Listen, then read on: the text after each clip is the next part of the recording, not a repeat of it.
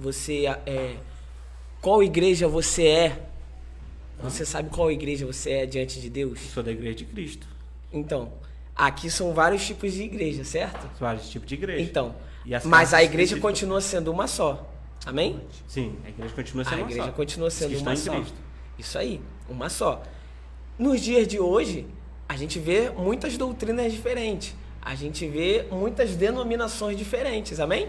Sim. Então, como esse texto não pode servir para mim, se aqui quando... A primeira coisa que Deus fala quando ele começa, ó. Foi o que ele disse? Capítulo 10, né? Verso 10. E o anjo da igreja que está em Filadélfia escreve: Isto diz o que é santo, que é verdadeiro, que tem a chave de Davi, o que abre ninguém fecha, e fecha ninguém abre. Conheço as tuas obras.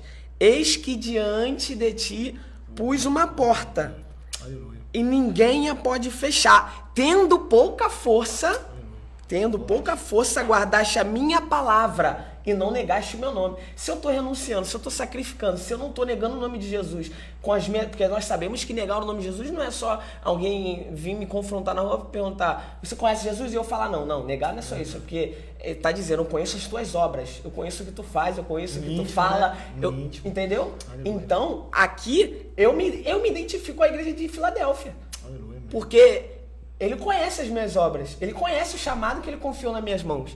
Ele conhece o meu deitar, ele conhece o meu levantar. Então eu me identifico como igreja de Filadélfia. Aqui ele está dizendo: eis que farei os da sinagoga de Satanás que dizem ser judeus e não são, mas mentem.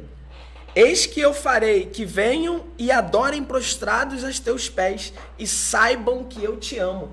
Mas a gente não partir desse ponto, vamos lá, eu entendi o seu ponto. Vamos supor que esse texto vale para todo mundo. Logo, nós devemos aceitar toda a Bíblia.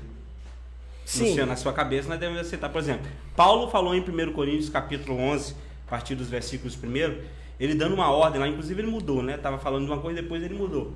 Falou que é desonroso o varão ter um cabelo crescido e a mulher ter o cabelo pequeno, né? Cortar o seu cabelo. Sim.